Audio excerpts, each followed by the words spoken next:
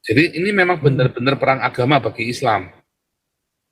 Ya, jadi banyak yang suka salah kaprah ya, termasuk beberapa orang itu salah. Bagi Islam itu perang agama, bagi Israel bukan. Bagi saya adalah perang teritori. Ya, nah yang kemarin kemudian terusin kan, udah damai, bisa damai. Israel ini sudah mau damai berkali-kali, tapi kemudian orang-orang Palestinanya ini yang namanya Hamas terutama ya, mulai dari Hamas ini yang mengacaukan, nggak mau damai karena di dalam Al-Quran ditulis nggak boleh damai ya. Ya tadi itu ditanya, ya harus dihancurkan. Kalau namanya Free Palestine itu istilahnya harus dihancurkan. Itu loh masalahnya, konsepnya damai itu Israel harus dihancurkan. Mereka punya satu tekad, cuma satu, genosida Israel. Tapi kan terus dibalik kan, katanya Israelnya menggenosida kan. Hanya karena Israel lebih kuat, maka terus dibilang, nah itu tadi. Nah itu kan, karena kemunafikan orang di dunia, pecundang. Kalau saya lihatnya dengan jelas sekali ya, itu jelas pecundang.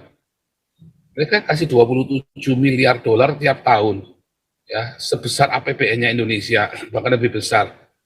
Negaranya cuma sebesar DKI, tapi kenapa mereka nggak bisa maju-maju sementara Israel sudah maju, bisa kemana-mana?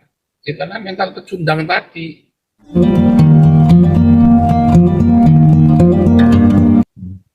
Terus yang kedua, asal muasalnya keributan ini kan sebenarnya kan dari penyerangan di musik festival itu kan ya Pak, kalau nggak salah. Bukan, asal muasalnya dari tahun 48 itu. Enggak, yang kemarin ini, awalnya kemarin ini. Bukan, itu Mulainya kan, nggak bisa dipotong di situ. Itu sudah ada awalnya dari 48, tarik panjang. enggak, Yang Mas, jadi kita kemarin langsung, kalau ada masalah kita nggak bisa melihat hanya di situ saja, nggak boleh, nggak fair juga. Panjang dari tahun 48. Karena Israel mau berdiri jadi negara, orang-orang Arab nggak boleh. Kenapa nggak boleh? Karena dalam agama Islam dibilang nggak boleh orang Israel itu punya negara, nggak boleh balik ke situ. Karena itu diberikan hanya kepada orang-orang Islam saja. Itu dasarnya hanya itu. Jadi ini memang benar-benar perang agama bagi Islam. Ya, jadi banyak yang suka salah kaprah ya, termasuk beberapa orang itu salah. Bagi Islam itu perang agama, bagi Israel bukan. Bagi saya adalah perang teritori. Ya, nah yang kemarin kemudian terusin kan, udah damai, bisa damai. Israel ini sudah mau damai berkali-kali, tapi kemudian orang-orang Palestinanya ini yang namanya Hamas terutama ya, mulai dari Hamas ini yang mengacaukan, nggak mau damai karena di dalam Al-Quran ditulis nggak boleh damai ya. Ya tadi itu ditanya, ya harus dihancurkan. Kalau namanya Free Palestine itu istilahnya harus dihancurkan. Itu loh masalahnya, konsepnya damai itu Israel harus dihancurkan. Mereka punya satu tekad, cuma satu, genosida Israel. Tapi kan terus dibalik kan, katanya Israelnya menggenosida kan.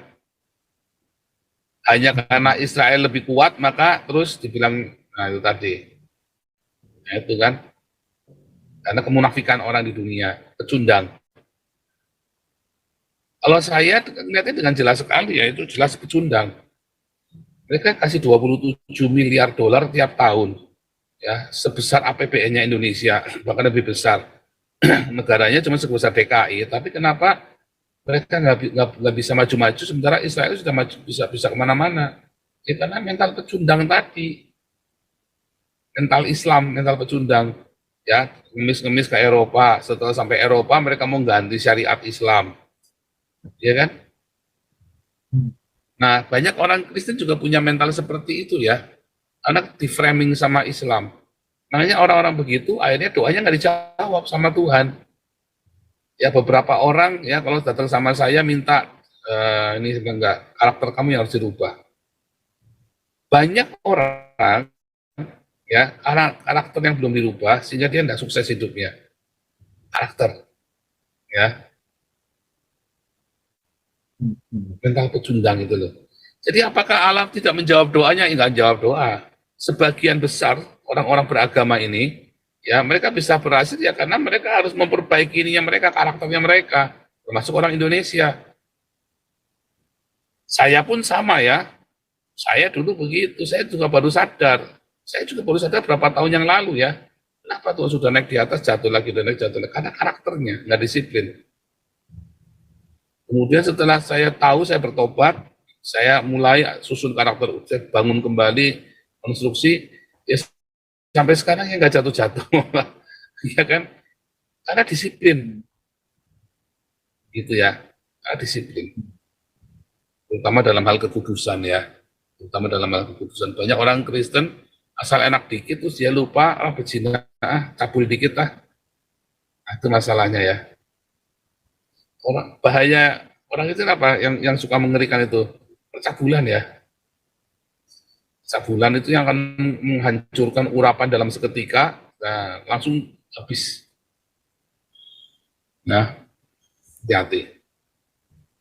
Ya. Dan yang terakhir Pak, Ya. kalau ya pahami ya, itu kita memulai memberitakan Injil ya, kabar baik itu yang saya pahami lebih ke arah pertama ke saudara seiman dulu ya Pak ya, bukan ke yang seberang-seberang mana-mana, tapi yang seiman dulu. Apakah itu sudah benar Pak? Salah.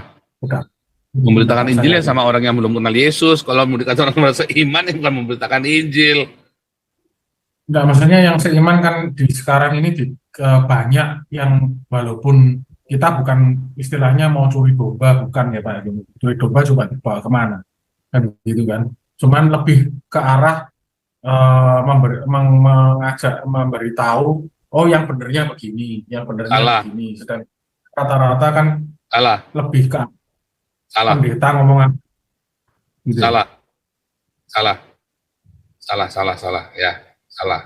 Semua pendeta juga begitu, semua orang ngomongnya begitu ya. Pernah suatu ketika di Zoom, ya saya ini Pak Paul kan talentanya memberitakan Injil kepada orang Islam, saya talentanya memberitakan Injil kepada orang Katolik. Gundulmu peang, saya bilang begitu sama dia kan. Ini cewek ini bilang, saya talentanya memberitakan Injil kepada orang Katolik.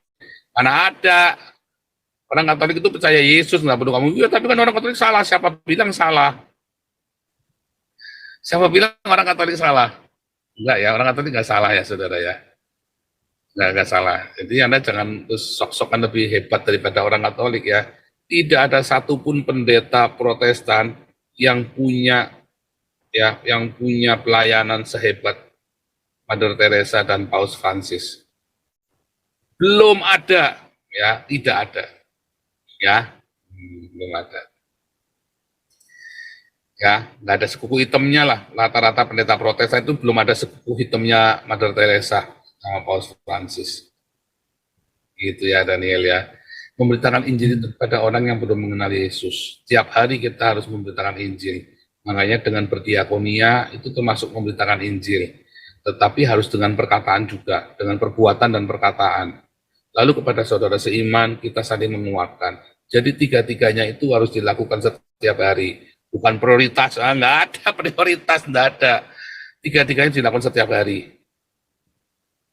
Itu kebanyakan orang Kristen, kebanyakan alasan, oh saya kan prioritas kepada orang ini dulu, Allah kamu takut aja, bilang aja takut, begitu aja.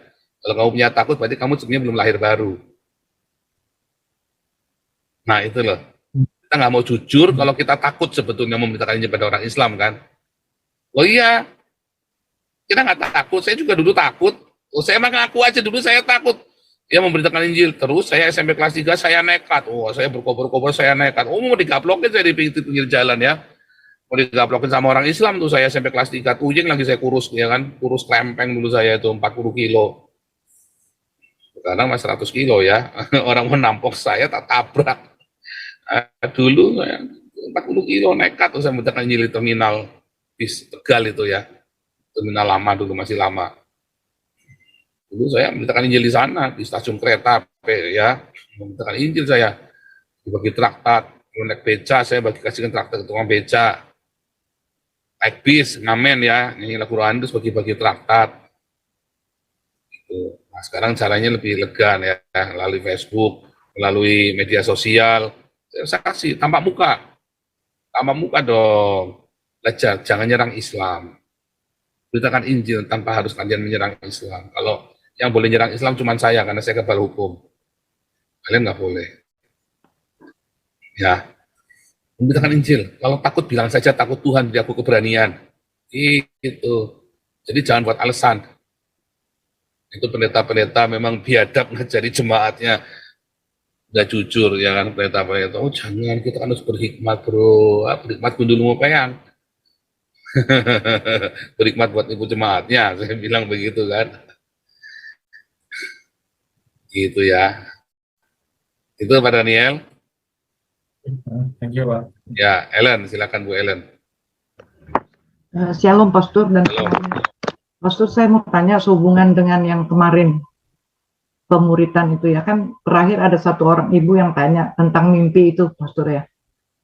Jadi kalau kita mimpi misalnya untuk orang lain ya Pastor ya, saya ingat dulu itu hamba Tuhan di Abalak atau mentor saya itu pernah bilang, suka nggak suka atau bagaimana baik atau buruknya mimpi itu kalau buat orang lain harus disampaikan. Artinya apa katanya gitu, supaya orang tersebut bersiap-siap gitu. Nah, saya nggak setuju. Harusnya gimana Pastor kalau buat orang lain? Jangan. Kita harus kenali dulu karunia-Nya kita dulu. Harus kenali karunia kita dulu, ya. Terus kalau itu yakin karunia kita itu, ya kita punya karunia penglihatan mimpi dan penglihatan nubuat, kita baru sampaikan. Tapi kita sendiri aja nubuatan buat sendiri aja meleset terus. Makanya latihan buat sendiri dulu. Ya. Sekarang gini Pastor, dari tahun pertama dibaptis, kira-kira 20 tahun yang lalu ya, saya tuh tadinya kan nggak ngerti Pastor ya. Saya dapat mimpi-mimpi, ada buat saya dan buat orang lain. Jadi saya selalu catat di agenda. Nggak usah lihat agenda pun, kalau ditanya apa, saya sudah otomatis. Dan ini banyak sekali. Jadi takut hilang, jadi saya catat gitu Pastor. Jadi kalau lagi bagaimana lagi down, saya lihat lagi tuh agendanya. Oh iya gitu. Dan itu 80% yang buat orang lain itu tepat dan akurat sekali gitu. Nah, pertanyaannya buat sendiri tepat apa enggak? 10% belum. Jadi 90-10. Berarti biasanya buat orang lain juga salah. Itu sawang sinawang. Oh begitu Pastor. Iya, percaya saya sawang sinawang. Tapi selama ini yang buat orang lain itu tepat loh Pastor. Belum tentu. Kelihatannya tepat. Karena kita berharap itu tepat. Sehingga kita ngelihatnya tepat. Padahal kejadian sesungguhnya nggak seperti itu. Lalu kita sampaikan misalnya kan, orang ini kan akhirnya jadi tambah tertekan kan. Bukannya kita memberikan pengharapan, penghiburan buat dia, jadi malah jadi menghakimi kita. Enggak, di endingnya saya ada kasih tahu gitu. Maksudnya ya bawa dalam doa, saya bilang itu. Karena menurut yang saya, nubuatan itu selalu buat sendiri dulu. Kalau buat sendiri itu salah, jangan buat orang lain. Dia bilang protes sama Tuhan, Tuhan buat sendiri aja salah, saya ngasih ke orang lain. oh Kan gitu ya sendiri Pastor. dulu. Kenapa? Karena iblis selalu ngajari kita buat menghakimi orang lain. Nubuatan yang tidak disampaikan dengan tepat jadi penghakiman loh. Dan menjadi beban buat orang yang mendengarnya. Contoh, ya, dulu saya masih kuliah. Saya ngeliat, saya tinggal di satu rumah, pemuritan, terus saya dapat penglihatan. Saya belum dewasa dulu ya. Saya dapat penglihatan, orang ini pokoknya dibilang, kekudusanmu cuma tinggal satu kelingking.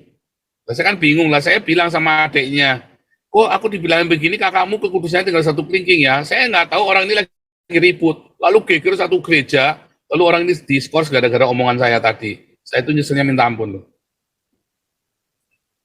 Kenapa kamu, terus orang ini ngomong sama saya, kenapa kamu tidak bilang sama saya langsung? Nah, saya juga bingung lah, saya kan bilang karena saya ragu menyatakan kepada kamu, saya ngomong sama adikmu, saya bilang, ya kamu takutnya salah, tapi salah. Dan walaupun tepat yang saya ngomong, ya, ini memang berzina orang ini.